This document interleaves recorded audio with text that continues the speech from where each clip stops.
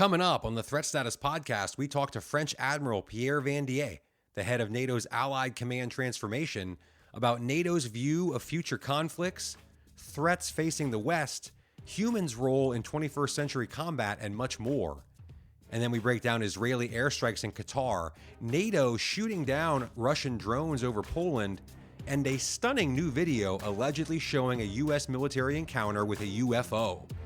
Don't forget to go to WashingtonTimes.com and sign up for the daily Threat Status newsletter.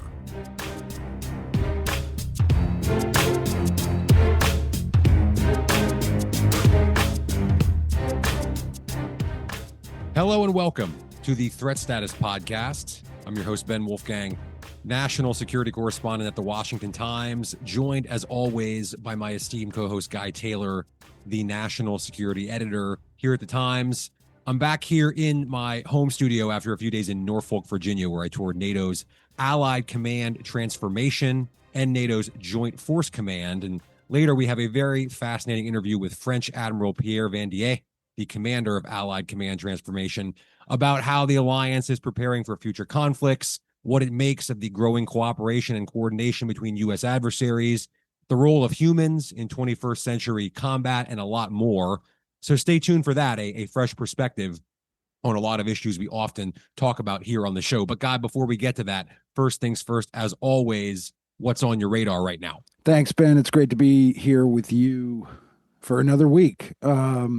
I know that this episode just came out on early in the morning, East Coast U.S. time on September 12th, but I just want to note that we actually taped this part of it on September 11th, the 24th anniversary of the September 11 attacks, in which al-Qaeda terrorists slammed hijacked airplanes into the World Trade Center, the Pentagon, and a Pennsylvania field.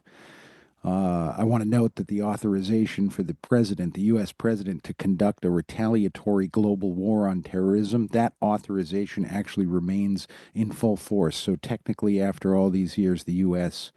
is still at war. We've had another intensely busy week in global security, Ben. Off the top, I'm actually tracking the fallout from the surprise attack that Israeli military forces carried out on Qatar, targeting Hamas leadership there. This marked the fifth country that Israeli forces have struck since their war with Hamas began, after Hamas's terrorist attack and hostage-taking in Israel on October 7, 2023. In addition to the wide-scale ground and air war in Gaza, Israel has struck targets in Iran, Lebanon, Syria, and Yemen, and now Qatar. Qatar is significant, remember, because it's home to the Al Udeid Air Base, which is host to very strategically significant U.S. Air Force and Pentagon Central Command assets. Qatar is a security partner of the United States, despite delicate geopolitics in the region. Israel's surprise strike on September 9 really quickly deepened diplomatic tension between Israeli Prime Minister Benjamin Netanyahu and President Trump. The White House swiftly criticized the strike, calling Qatar a, quote, close ally, end quote, and asserting that Mr. Trump had not given his approval for the strike, although he had been alerted of it before it was carried out. Administration officials have refused to say whether Trump learned of it from U.S. intelligence somehow, or was told about it by the Israelis before they did it. President Trump told reporters that when he did learn the strike was imminent, he told his Middle East envoy Steve Witkoff to inform Qatari officials that it was about to happen. The attack itself saw several explosions in a residential area of Doha, the capital of Qatar. It's interesting that top Hamas figures evidently survived the strike, which ended up killing 5 lower-ranked members of the Palestinian militant group, as well as one Qatari security officer. The strike actually hit as the Hamas officials were gathered to consider a U.S. ceasefire proposal for the Gaza Strip. It's also interesting, Ben, that there are indications that both the White House and Israel's Mossad spy agency had previously promised Qatari officials that Israeli forces would not attack Qatar. Mossad chief David Barnea has actually repeatedly visited Qatar for negotiations regarding a ceasefire and the release of Israeli hostages held by Hamas in Gaza. His most recent visit actually occurred earlier this month. So we're tracking all of that in threat status, Ben.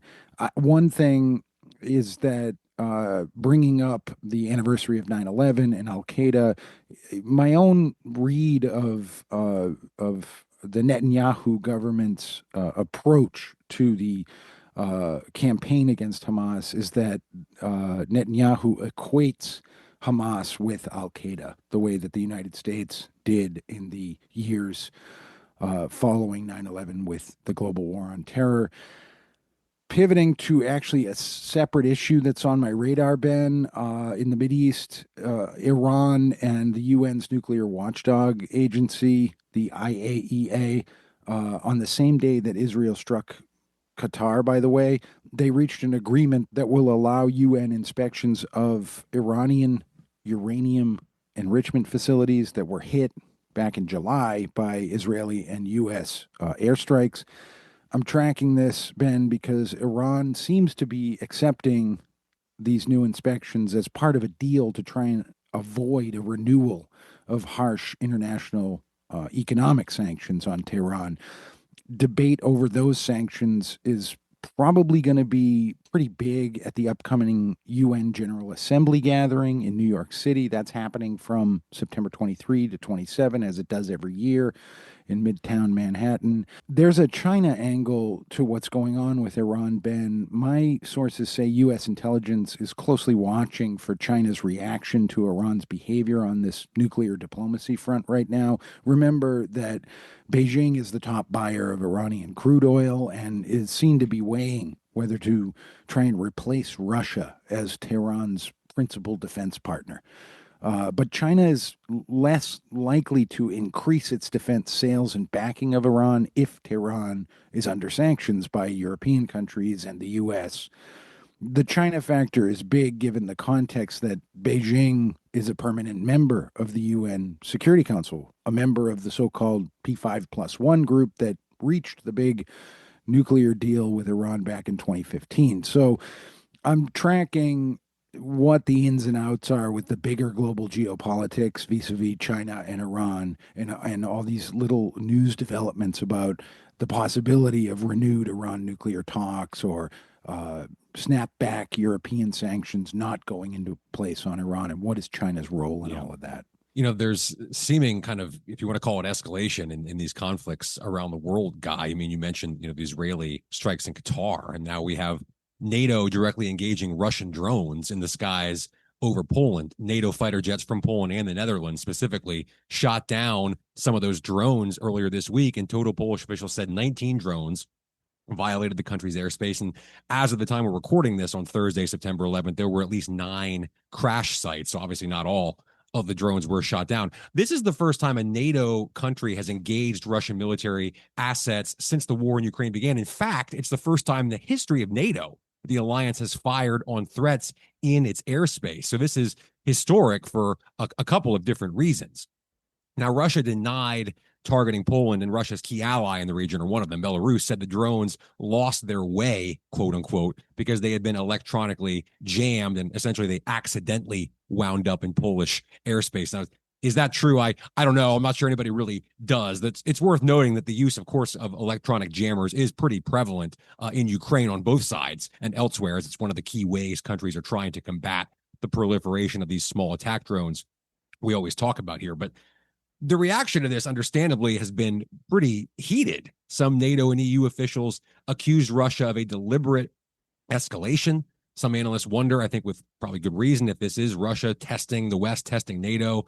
Polish Prime Minister Donald Tusk said, quote, "This situation brings us the closest we have been to open conflict since World War II," unquote. So, a lot of heavy rhetoric. In Washington, President Trump said on Truth Social, quote, "What's with Russia violating Poland's airspace with drones? Here we go," unquote. So kind of read between the lines on that. Some are interpreting that as a sign that he's ready to go even harder, perhaps, in targeting Russia's oil sector with sanctions and secondary tariffs. So we'll see about that. But this is clearly a big deal and is being treated as such on both sides of the Atlantic. Now, Ben, it is not the first time that there have been drone incursions over Polish airspace during the Ukraine war, but it is the first time that Poland and another NATO ally actually shot them down. It's totally interesting about the jamming narrative. Obviously, that's coming from Belarus, which is a close ally of the Kremlin in the Ukraine war.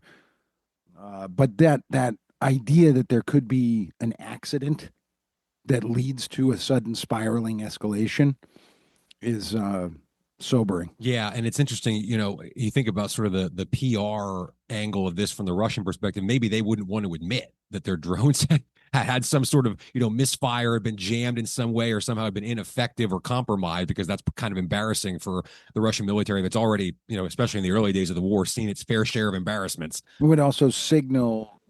would signal to the Ukrainians and to NATO that whatever they're doing to derail Russian drones is working. Right.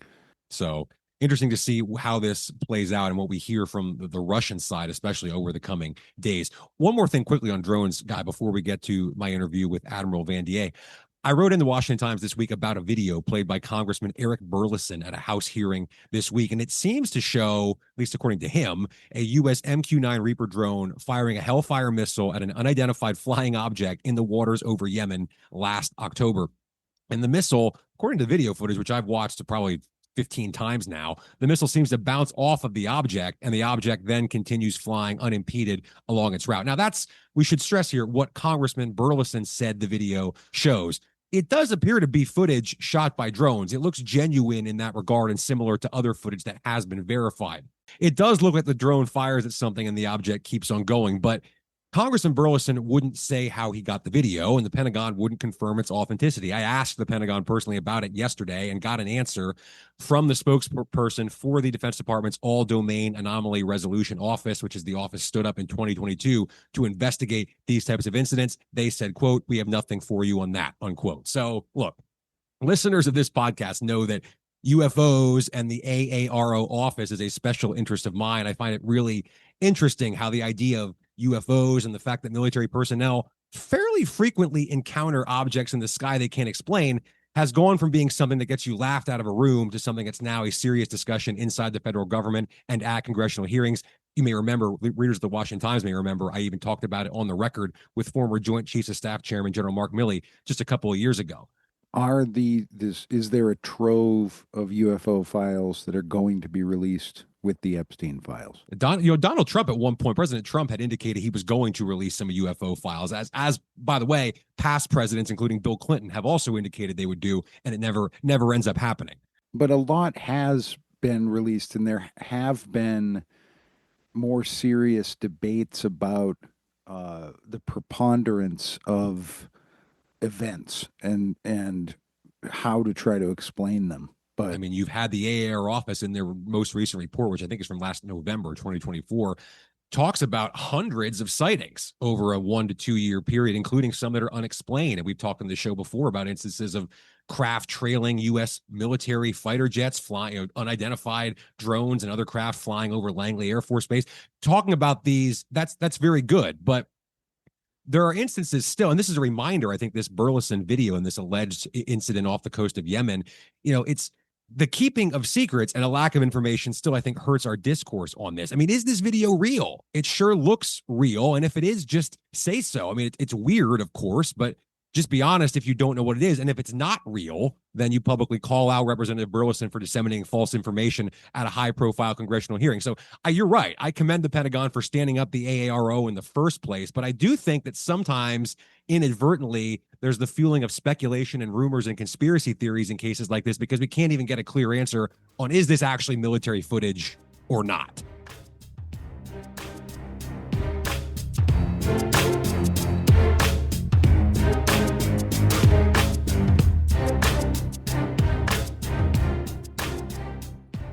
And we are joined now by Admiral Pierre Vandier, the Supreme Allied Commander Transformation at NATO's Allied Command Transformation. Admiral, thank you so much for coming on the show. Thank you for having me. Explain to listeners, if you can, in just a minute or so, what Allied Command Transformation, or ACT, exactly is and what your role is inside of NATO. Okay, the birth of this command, which was before SAC launch, so it was dedicated for the Atlantic and the submarine warfare, is that the U.S. decided to move this command to transformation when you had the revolution for military affairs just after the 9/11.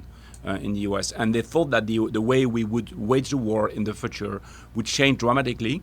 And so they wanted to have a command that would help NATO armies to go forward and to be prepared for the future. And so we've been given the task to see ahead what is going, to see what is the domains where we need to improve the war fighting, and then how we land this in reality, in training and in interoperability.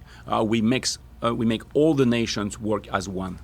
Curious, if just for sort of, big picture, 30,000 feet, as we say, to start off this conversation, where do you see the world and NATO in terms of, are we at an inflection point, I guess is what I'm asking. We're obviously deep into this era of great power competition, as a lot of folks call it. How does ACT view this moment, for the alliance? I really think we are in a very interesting moment because we have been in a very stable world. And we thought that we're a sort of asymptotic curve to perfection, to stability, to peace. And then we see the world which is really derailing. We see conflicts. We see the war again in Europe. And we see the mix of this war with new technology, with warfighting improvements. And so it's a moment where we need to invent something. We need to be ahead of the thing and not just to do what we've done during decades.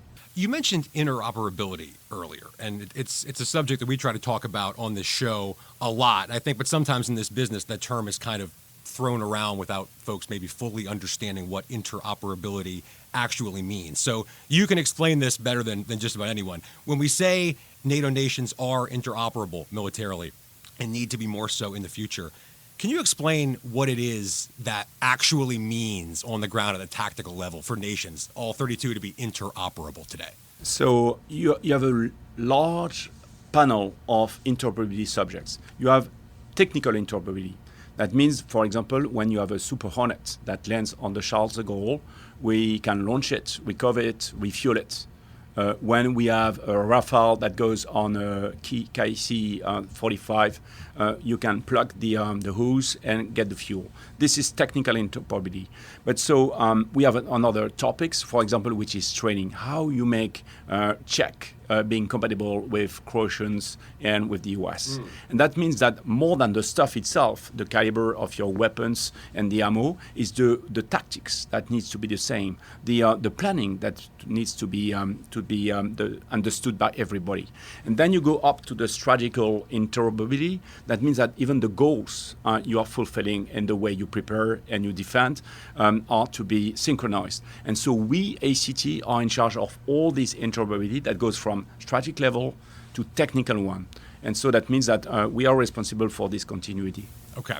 You mentioned earlier, the gravity of the moment that we're in. And interoperability, I guess, can also apply to our adversaries because, as you have seen recently, there's been, we just saw the leaders of Russia and China and North Korea standing together for the first time in public in a long time.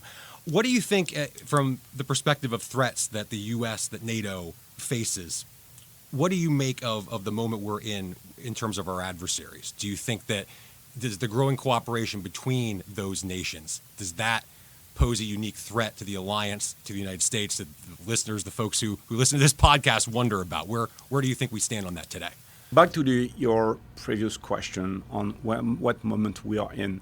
What we see today is we are confronted to mass. And so we have massive amount of ammo, of soldiers, of tanks, of whatever. Even so in Russia, we can see it. We've seen even North Korean soldiers that arrive on the battlefield. Yeah. And we see this with a combination of new technologies we didn't use on the military. So we see the combination with AI, IT, robotics, and space.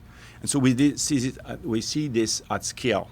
And so the challenge for NATO and for us in ACT is to bring this in our process, to be able to replan our defense spending, to replan the definition of our tools, our capabilities, to embrace and bring in this what we see, which is coming in the new way to we fight. And so this is really it's a race, because we have the enemy, which is moving fast and learns day by day what's going on on the battlefield, and the tech is moving very fast. The lifespan of a software on the battlefield is a matter of weeks, and the way we develop it today is a matter for years. Well, I'm glad you mentioned that, because, I mean, I haven't been doing this nearly as long as you have, but in the time that I've been covering the defense industry, I've never seen a moment as far as tech advancements that we're seeing right now, how fast things are moving. For someone like yourself, I mean, what is that like, just watching the pace of transformation that we're seeing today, technologically? So our challenge is to understand what's going on. So first, we probe the future. We discuss with the industry, and the fact that we are here in the US is very profitable, because a lot of, I would say, boiling innovation is made here in this country. And so we have contact with all the tech industry, and then we bring this in the NATO structure, and we make it relevant for the alliance. That means what is useful for all of us as 32 nations, and how we make these 32 nations fight as one.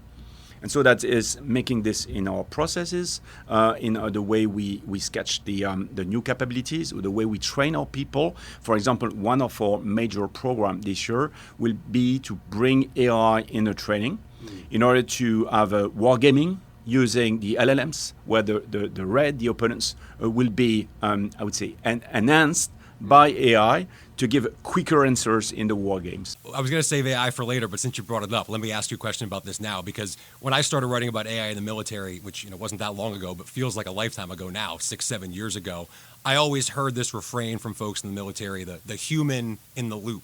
Don't worry, there's always going to be a human who will be in the loop making decisions behind the AI. Is that concept still going to apply in modern day warfare when you talk about, drone swarms and potentially thousands or more of small drones, AI-powered autonomous systems? You can have millions of decisions being made in moments, in a matter of minutes. So what's the right way to think about human involvement in that age of AI that's coming or maybe already here? It's a very complex question. We have some very, I would say, standard answers and use case we already use. One of the best use of AI we have today is on imagery recognition. So when you have thousands of imagery which is coming from space, you don't have the manpower to use it and assess what's going on. So today, AI has been trained to see what differences you have between imagery.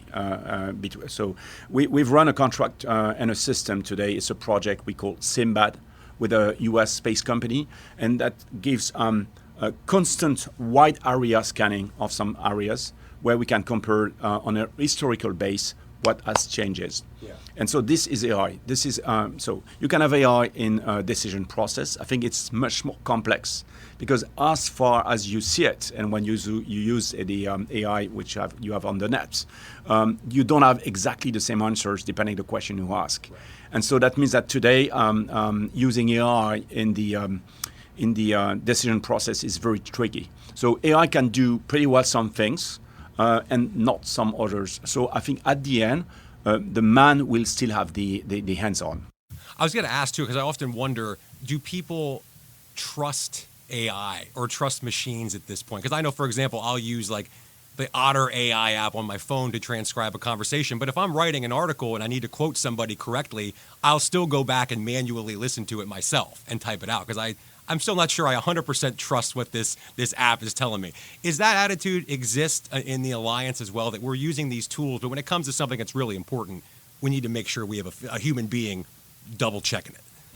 So back to the interoperability piece, we need to have process that the nations accept, recognize, and are stable in their outcomes. That means that AI needs to give you specific outcomes you trust. And so, as I said for imagery, once the AI is trained, you will find whatever you want. and so that will make the case. So I think we ACT we've hired this year AI champion. We have a top brass officer who is a specialist in AI, which job will be to answer that kind of question: where AI is safe, where it's not safe.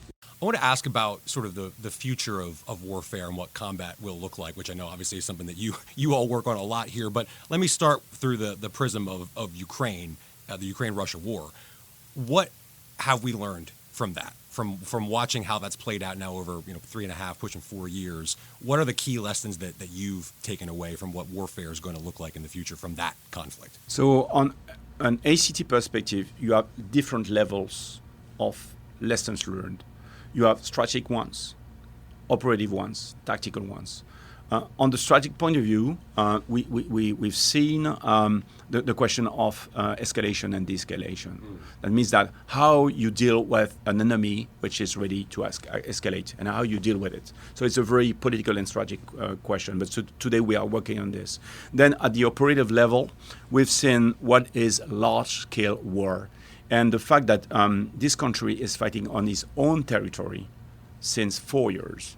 And so that means that the power grid, all the communication, all the logistics, the human resource, all the data flow, as all the things that make a state as a state have been under pressure. And so this is a very interesting lesson, how to work as a global AOR, which is under pressure. It's not anymore expeditionary. And then at the tactical level, we see new things, new way we fight with. We see drones, we see AI, we see software in the pocket for the soldiers, where they have some very exciting things to make war. We see new weapons, a lot of things. And so our job in ACT is to probe this. We make some tests. This June, we made a large-scale test with 70 different drones in the Baltic in order to scan the market and give the islands a good hint of where we are in matter of surface drones. I've had some folks in the defense industry describe these small drones used at the tactical level as they'll be essentially like ammunition in the future. Everybody's going to have one. You send it out there, you expect it to get destroyed, and you just get another one. Is that how you see it from the ACT perspective, that these things are just going to be ubiquitous kind of all over future battlefields? So the singularity point we are in today is that the question you ask, you are not sure to have the good answer in maybe 5 years. So the US guy we discussed with, and especially the guys that are developing drones, they say that the lifespan of a drone system is somehow 3 months. And the lifespan of the software you put in it is a matter of 3 weeks. Yeah. And so that means that it's very evolutive. And so the job we have here in ACT is to set up this learning loop and this adaptation loop. I was a few weeks ago on the Outer Banks to visit the White Brothers Museum. 1903, first flight on a beach, and there was nearly a glider with some small engine. 15 years later, it was a dogfight over the Somme. And 70 years later, it was Man of the Moon. Right. So we are probably in a moment where we see the combination of space, IT, robotics, and AI triggering something like this. And so what will be warfighting in 20 years? I don't know. Yeah. But I know that we need to learn. We need to test. We need to fail. And then that will give us the momentum to prevail. Do you think, and not to get sort of too existential on this topic, but since you mentioned it, what is the role for human beings fighting in these conflicts in the future? We've had, for example, I don't know if you followed this or not, but Elon Musk, the tech billionaire, he's been very critical of, in the United States, continuing to put money into F-35s because he says, why do we still want manned aircraft? Everything's going to be drones and robots and machines in the future. Are we heading for a future like that? I mean, what do you think is the actual, beyond all the technology that we're talking about here, what is the role for actual flesh and blood human beings fighting in the wars of the future? So this singularity point makes a new fight between what I call the rat catchers and the old-fashioned bureaucrats. So that means that on a very stable world, it was easy to predict what was going on, and with limited evolution of what was going on. And we see some breaks and cracks in this order, and we know that it's a moment where pioneers, inventors will probably bring something. And so For ACT, as our job is to look ahead. We pay a lot of attention as these guys. Say, okay, what do they see? Do we need to help them and learn what they invent on reality? It's why we make so much tests. Task Force 6 was a good example of what we've done. We are doing the same in space, and we are doing some equivalent things in AI. And so bring the new and say how this challenges the way we fight. We have the same problem in the past with horses. Horses was the core of the battle in World War I. Mm-hmm. You still have horses up to the end of the World War II.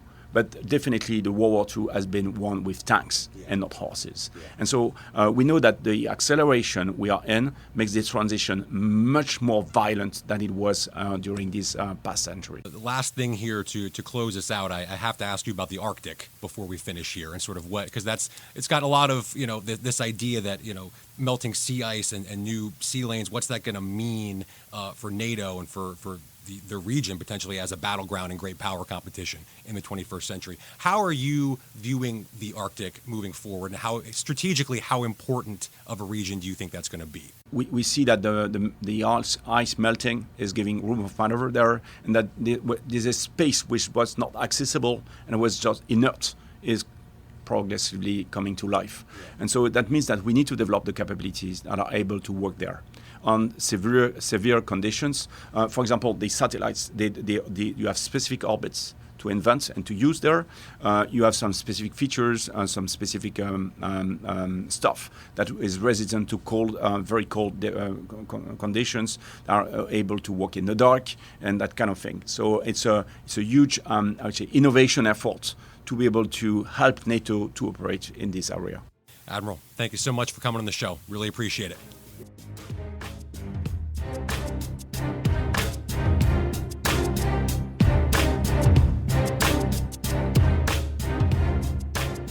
And it's time now for Threat of the Week, our weekly segment here in the show where Guy and I each identify a threat, whether it's here at home domestically or in some corner of the world that we think is impacting U.S.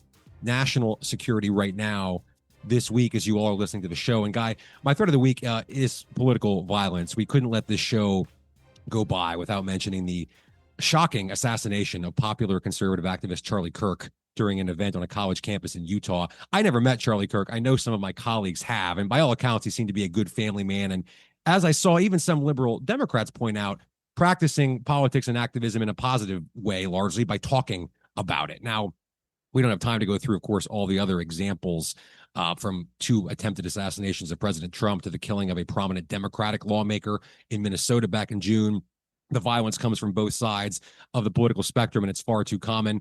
I don't have any kind of solution to offer here today. I wish that we did, but we always say at the beginning of this segment every week that we'll talk about threats in some corner of the world or here at home domestically in the U.S., and I think, unfortunately, at this point, we can all agree that the level of political violence represents a threat to our country, our elected representatives, media figures, and I think all of us as Americans. Interesting, Ben. My threat of the week focuses on a story that the Associated Press put out in recent days. It was very eye-opening about how U.S. software and advanced tech companies are aiding the authoritarian surveillance state that the Chinese Communist Party maintains over Chinese citizens.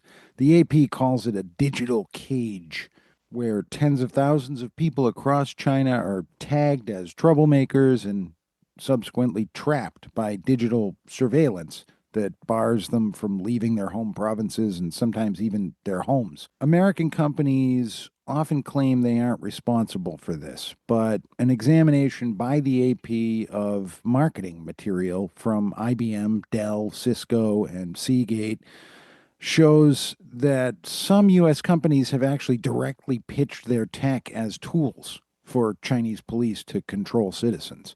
My threat of the week, Ben, is that this sets a very dangerous precedent at a moment when the world is increasingly challenged by authoritarian regimes.